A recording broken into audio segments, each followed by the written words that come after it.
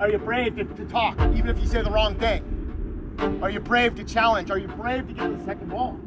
And these are controllable actions that I think we need to be executing 10 out of 10 because it's a choice, isn't it? Okay? And you guys can do that, right? And like we talked about yesterday, in terms of the attitude of this group last year, but don't break. Always believe that you're coming back in this game, no matter what.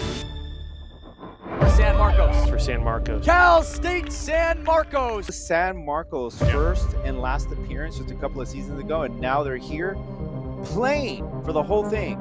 San Marcos coming back from a season last year where they only got 4 wins in conference. San Marcos is going to the final. It's over in Seaside. 3-2. The Cougars beats the Toros. We're coming off a season right now where I think we are in the most healthy place from a culture standpoint.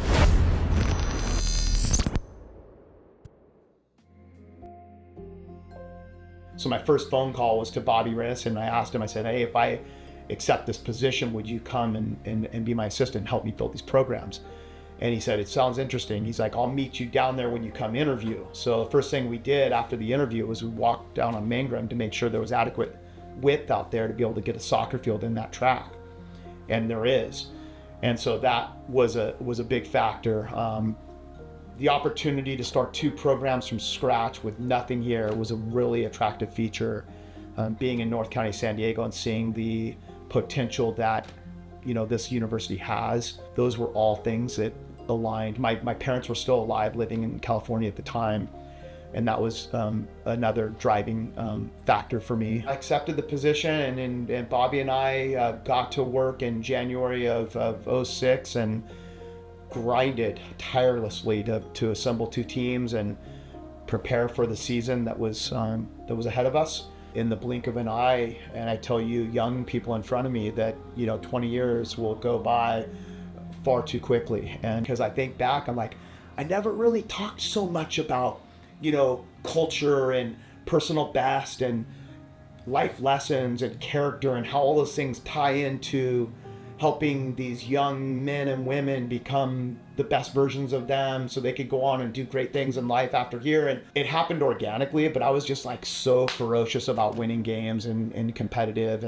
But yeah, through that time, I just, went through, some great experiences and was able to develop as a coach. And I've had a lot of people around me that have been incredible supporters and mentors. And as a young coach, I had my head in everything I could have in it, going to every symposium, every convention and clinic, and just learning from all these incredible coaches that I was able to be around through my journey, and then cultivating all that into me and who I am and trying to coach through my personality.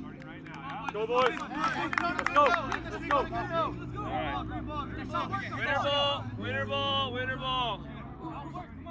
Everyone loud. Ready? 5 minutes on the clock. Go. Yes. Pass. Now you're stuck. You guys are too slow on the ball. Yes! You just got to be ready to jump. You guys were both kind of pressing, right? So weak side guy, know your responsibility. Weak side player, know the responsibility. Man on man. Go.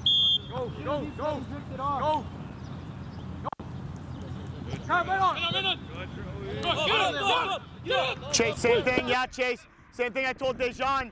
Once that ball breaks the line, come off of, when you come low to get it, and it passes you, yeah, you know, just come and like, boom, support it the way it faces. My name's Tony Flores. I've been playing soccer since I was about 4 years old. Played at Arsenal a lot of my life. Ended up moving to Legends for the last 2 years, where I ended up deciding to commit here. Spent all my time here, grew up in Fontana. I started off maybe 2 games on the field in AYSO, and I told my parents I didn't like it, and I was a keeper ever since, and I ran with it. I kind of tried everything growing up. I fell in love with soccer. I grew up in a soccer family. Probably had the typical recruiting path. Went to the Surf Cups and the Man City Cups. Kind of fell in love with it right away on my visit. I knew our old goalkeeper trainer, David Diaz from club. Just took the opportunity and ran with it. If you would have told me in 4 years I'd be able to go to a final and compete for a trophy, I would have called you probably crazy.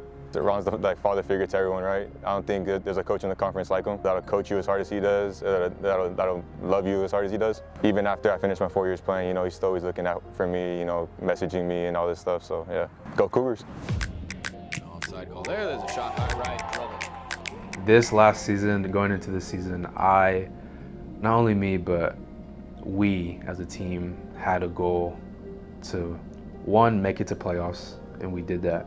But obviously, two, win the tournament. I mean, even obviously, it could have been really nice to win that game against Stanislaus, but you know, I just wanted to make sure and tell the guys like, don't you guys see like how far we made it? This is the first time ever in program history that we've ever made it to the final in the tournament. So I kind of had that mentality, like, you know, man, like it's okay, you know, and you know, all of this, it's at the end of the day, this is just like a very small chapter in our lives, you know, and I feel like we have so much more ahead of us than winning a soccer game, and it's much bigger than soccer or any sport that you play. I think, for me personally, I always tell people, like, it's not about sports, it's not even about school, it's not about, you know, just everyday life. It's about trying to be the best version of yourself each and every day and getting 1% better.